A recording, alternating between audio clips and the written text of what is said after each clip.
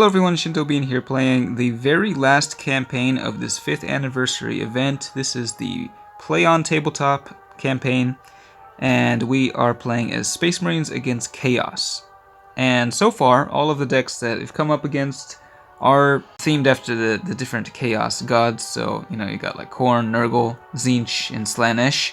And the levels have been a lot easier than expected, especially if you're running just the strongest Space Marine cards. I personally like Logan Grimnar, and yeah, there's a lot of really good cards that combo with him. So if you're running something like this with all these legendaries, it's going to be easy peasy.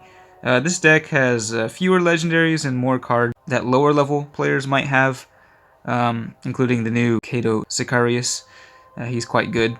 So this one's not quite as strong, but still definitely very strong, and I think you should be able to make it through with this. Unfortunately, I realized 9 levels into the campaign that you need Lords of War or Dark Angel cards in your deck for the keywords in order to unlock these mission rewards, because there's kind of a bug. If you look at the deck editor, like every single card is highlighted, which makes it look like, everything would count towards the mission rewards. But no, that's just a visual bug. You do need Dark Angels in your deck to actually...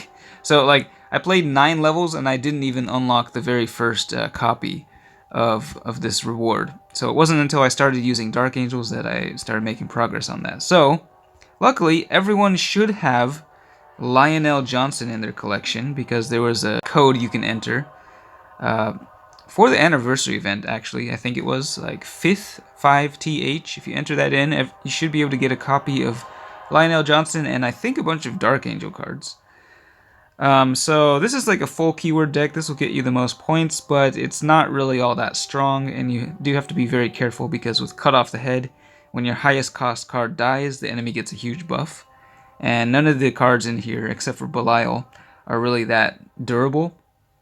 So I think if my advice would be to swap out maybe just a couple of those Dark Angels for more powerful options. So in this case, I got Mephiston and then Cato Sicarius.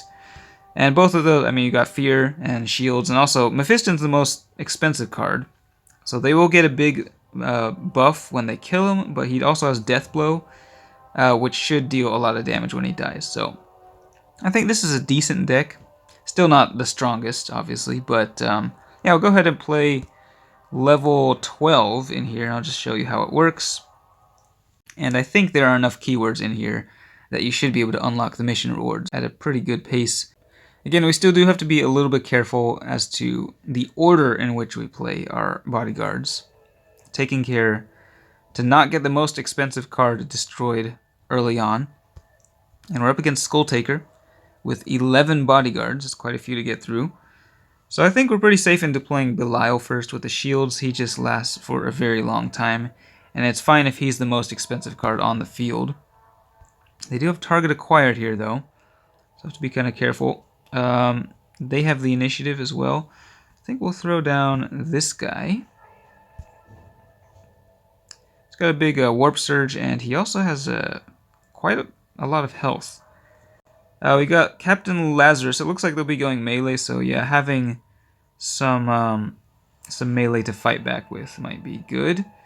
Unfortunately, that taunt is really just going to be absorbing a lot of the damage here, but I think all of our guys should be striking first, which means we will take out... Okay, yeah, the Warp Surge goes into that as well. So yeah, we'll get a few hits in. I don't think it'll actually make a difference here, but yeah, almost able to kill... what's his name? Oh, well, I guess the Psyker died on turn 1. Just got decapitated. Lucius the Eternal at 39 health. I think I'm just gonna put down Mephiston here. Might not be the smartest thing, but I think if we go ranged, I believe Belial has enough. Yeah, Belial has enough to take down Lucius. So we'll get a buff from cutting off the head there. And yeah, that'll give us a little more stuff to work with here. And yeah, we're still striking first, of course, so Mephiston just taking that guy down before it can attack. It's pretty nice. Belial has 2 shields remaining. Lucius coming into the center lane. Yes. The Juggernaut is now the highest cost card on the enemy side. So, I guess we'll just go, yeah, let's just go melee here. I'll take down Lucius. We'll see if something more expensive comes out. If not, I think we should be good to take out that Lord. And yes, yeah, especially if it's across from Mephiston, that thing is going to be going down before it can attack. So really big boost to the stats here, and we just wiped out everything before anything could attack. So you can see here, this is like a really ideal situation. We're just constantly destroying stuff, getting those buffs, keeping our highest cost card alive while taking down the enemy priority threats. And we're getting kind of low here. We're definitely going to be taking some damage on this next turn, but yeah, I think actually, I believe I will be able to kill... Oh, no, not quite. No, actually, no, we will. We'll be able to kill the Bloodthirster before it can fight. Again, striking first there, getting a massive buff. The Death Blow, though, dealing quite a bit of damage, but Belial also attacks first. Master Lazarus goes down. And we do have the Taunt guy. So I think we'll keep Mephiston there because the Death Blow, his fear will reduce the Death Blow damage. We'll just put this guy down here. And the new priority threat will be Karn.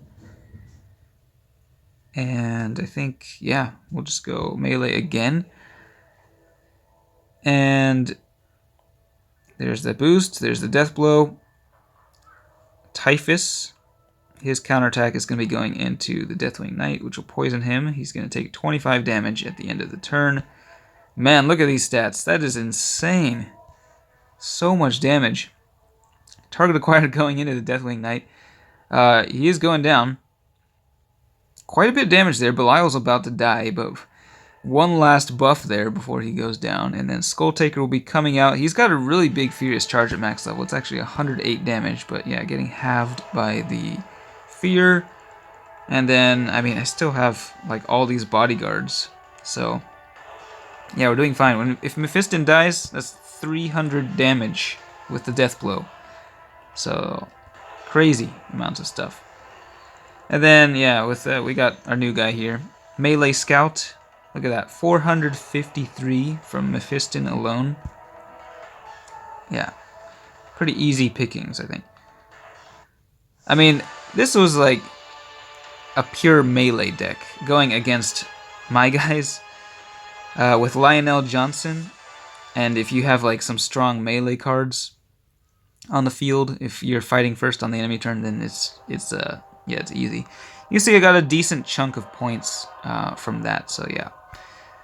Definitely do want to be getting copies of this guy because it's quite a good card, especially for lower level players.